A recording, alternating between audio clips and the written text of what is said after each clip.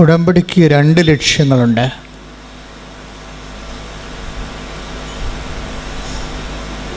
ഒരു മാനുഷികമായ ലക്ഷ്യവും ഒരു ദൈവികമായ ലക്ഷ്യവും.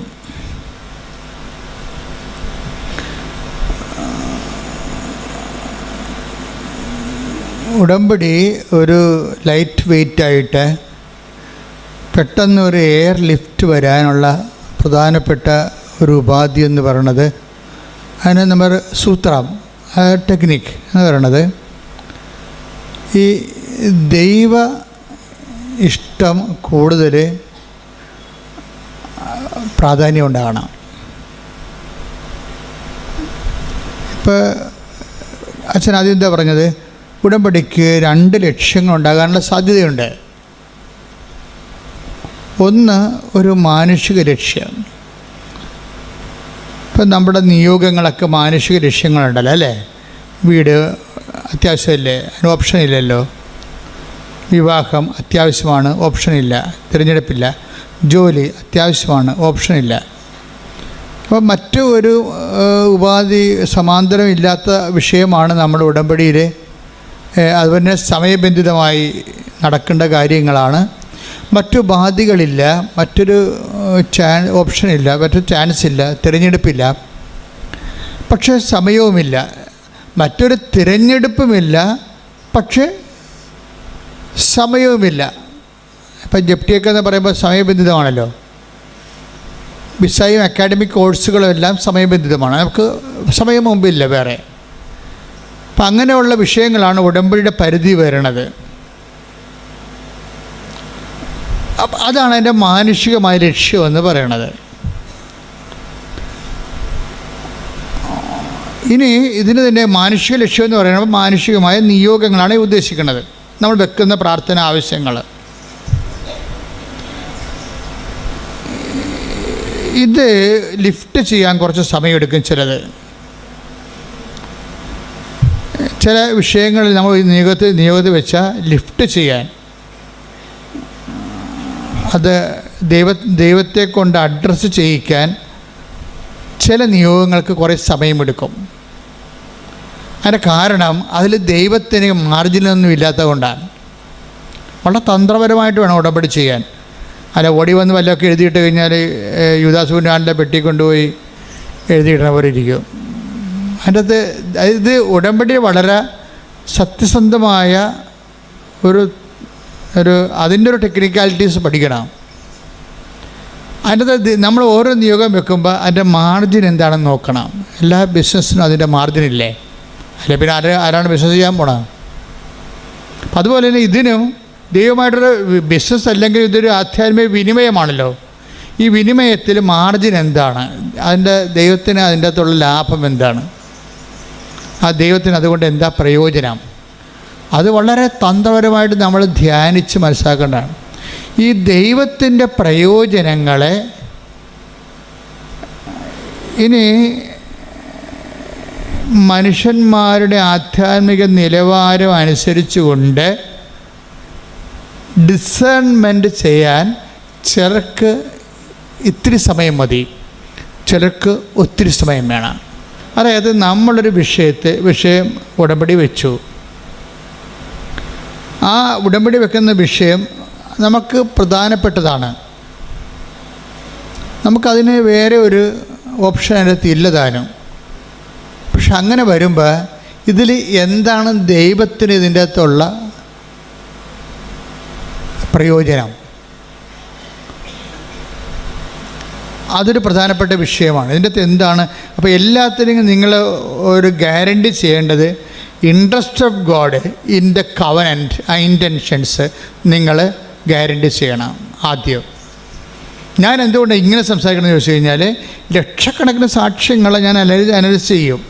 എത്ര വർഷമായി ഉടമ്പടി അമ്മ 2016 തന്നത്. ഈ കൃപാസനം എന്ന് പറഞ്ഞ സംവിധാനം ഉള്ളത് 89 അന്ന് മുതൽ ലക്ഷക്കണക്കിന് മനുഷ്യർ പ്രാർത്ഥിക്കുകയും കൗൺസിൽ ചെയ്യുകയും ഒക്കെ ചെയ്യുമ്പോൾ എനിക്കിതിൻ്റെ ഞാനെല്ലാം നിശ്ചിതമായി നിരീക്ഷിക്കുന്ന ഒരാളാണ്. അപ്പോൾ ഏതാണ് പെട്ടെന്ന് ക്രാക്കാകണത്, പെട്ടെന്ന് ഫയർ ആകണമെന്നൊക്കെ എനിക്ക് ഏറെക്കുറെ ഒരു ഐഡിയ ഉണ്ട്. അതുകൊണ്ടാണ് ഞാൻ നിങ്ങൾ പറയണത്, ഈ സ്പീഡ് ബൗണ്ടാകണമെങ്കിൽ, ഉടമ്പടി സ്പീഡ് ബൗണ്ടാകണമെങ്കിൽ അതിൻ്റെ അകത്ത് ആ വിനിമയത്തിലുള്ള ദൈവത്തിൻ്റെ ഇൻട്രസ്റ്റുകൾ അത് നമ്മൾ ഗ്യാരണ്ടി ചെയ്യണം. ദൈവത്തിൻ്റെ താല്പര്യം എന്ന് വെച്ചാൽ ആ ഒരു വിനിമയം നടന്നാൽ, ഇപ്പം നിനക്ക് കുട്ടി ഉണ്ടായി, ദൈവത്തിന് എന്താ പ്രയോജനം? നീ കൊച്ചിനെ മുടത്തി ഞായറാഴ്ച കുർബാനയെ മുടക്കി നടക്കും, ദൈവത്തിന് നഷ്ടമാണ് വരാൻ പോണത്. മനസ്സിലായില്ലേ? നിനക്കിപ്പോൾ 7 കൊല്ലം, ഇപ്പോൾ കൃപാസനത്തിൻ്റെ ഉടമ്പടിയുടെ ഇത് വിഷയം എന്താണ്? കൃപാസനത്തിൻ്റെ എത്രയെത്ര പ്രാർത്ഥനകൾക്ക് ശേഷമാണ് ദൈവം ഉടമ്പടി തന്നിരിക്കുന്നത്. ആദ്യം ഇവിടെ ഉണ്ടായിരുന്നത് കടലോര കൺവെൻഷനാണ്. കടലിൽ കൺവെൻഷൻ നടത്തിക്കൊണ്ടിടക്കിയിരുന്നു 90 വരെ. 90 തൊട്ട് 2000 വരെ കടലിലായിരുന്നു കൺവെൻഷൻ നടത്തിയത്. വള്ളക്കാരെല്ലാം വിളിച്ചുകൂട്ടി, ബോട്ടുകാരെല്ലാം വിളിച്ചുകൂട്ടി, എല്ലാ ബോട്ടിലും ഞാൻ കടലിൽ കൂടി വള്ളത്തെ പോയിട്ട് ഓരോ ബോട്ടിലും കയറി ഇറങ്ങി വെഞ്ചരിക്കുകയും ചെയ്യും. അവിടെയുള്ള കത്തോലിക്കരെ കുമ്പസാരിപ്പിക്കുകയും ചെയ്യും. അതാണ് അന്ന് ഈശോ പറഞ്ഞ കാര്യങ്ങൾ. 2000 ആയപ്പോൾ എൻ്റെ ശുശ്രൂഷ അവിടെ കഴിഞ്ഞു. അപ്പോൾ എന്നോട് പറഞ്ഞ് കടലിൽ നിന്ന് പോരാൻ പറഞ്ഞു. അപ്പോൾ എനിക്ക് ഈ ശുശ്രൂഷ ഇവിടെ സ്ഥലം കാണിച്ചു തന്നു. അപ്പോൾ ഇവിടെ കൊണ്ടുവന്നൊരു കാറ്റാടി കമ്പ് കുഴിച്ചിട്ട് 8 കാറ്റാടി കമ്പ് അവിടെ കുഴിച്ചിട്ട് ഒരു ടർപ്പുള്ളി വലിച്ചു കിട്ടി തുടങ്ങിയ പരിപാടിയാണിത്.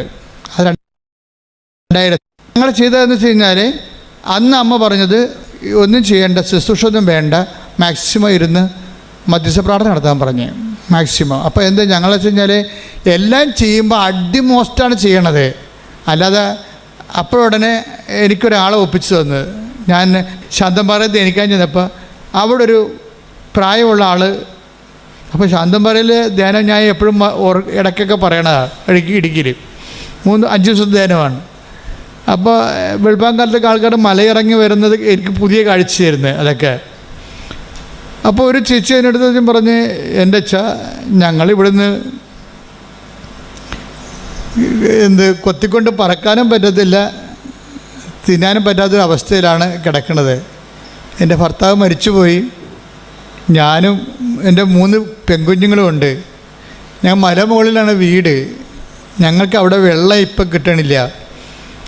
അതൊരു ഡിസംബർ ആകുമ്പോൾ വെള്ളം പറ്റും, പിന്നെ മാർച്ച്, ജനുവരി, ഫെബ്രുവരി, മാർച്ച്, ഏപ്രിൽ ആകുമ്പോൾ ഈ 4 മാസം മഴ പെയ്യണവരെ, ജൂണിൽ മഴ പെയ്യണവരെ 5 മാസത്തോളം ഇവർക്ക് ഇറങ്ങി വരണം. 200-250 മീറ്റർ മല ഇറങ്ങി വരണം. അത് അടുത്ത താഴെ അവരുടെ വീടിൻ്റെ 250 ആ മലയുടെ താഴെ ഒരു വീട്ടിൽ വെള്ളമുണ്ട്. അപ്പോൾ ഈ വെള്ളം കോരിക്കൊണ്ട് പിന്നെ മുകളിലോട്ട് കയറണം. പെൺപിള്ളേരാണെങ്കിലൊക്കെ ഒരു 10-16 വയസ്സിന് മുകളിലുള്ള ആൾക്കാരാണ് എല്ലാവരും. അപ്പോൾ വൈകുന്നേരം ആകുമ്പോൾ പെൺപിള്ളേരെ ഇങ്ങനെ ഇടാൻ പറ്റത്തില്ല വെള്ളം കോരാൻ വേണ്ടി. അതുകൊണ്ട് ചേച്ചി തന്നെ പോകണം. ചേച്ചി ഒരു നടുവൊടിഞ്ഞ് വെള്ളം കോരി ഒരു മനുഷ്യൻ്റെ ജീവിതത്തിൻ്റെ അവസ്ഥകളെ. അപ്പോൾ എന്തിനു പറഞ്ഞ് എന്ത് ചെയ്ത് ആൾക്കാരിപ്പോൾ ഞങ്ങളുടെ കിണറ്റിൽ വെള്ളമില്ലെന്നുള്ളത് എല്ലാവർക്കും അറിയാം. അത് കാരണം ഇത് വിറ്റ് പോകാമെന്ന് പറഞ്ഞാൽ ആരും ഇത് വാങ്ങിക്കത്തില്ല. ഇവിടെ താമസിക്കാമെന്ന് വിചാരിച്ചാൽ ഈ പെൺപിള്ളേരെ കെട്ടാൻ ആരും വരത്തുമില്ല. അത് നിസ്സാര കാര്യമില്ല. നിങ്ങൾക്ക് കേട്ടിട്ടൊന്നും തോന്നണില്ലല്ലേ? എനിക്ക് അന്ന് ശരിക്കും ഫീൽ ചെയ്തായിരുന്നു. എൻ്റെ ഒരു വിജയം തന്നെ കർത്താവ്, എൻ്റെ ശുശ്രൂഷ, നമ്മുടെ ശുശ്രൂഷയുടെ ഒരു വിജയം തന്നെ ആൾക്കാരുടെ വിഷയം കേൾക്കുമ്പോൾ നമുക്കും സങ്കടം വരും.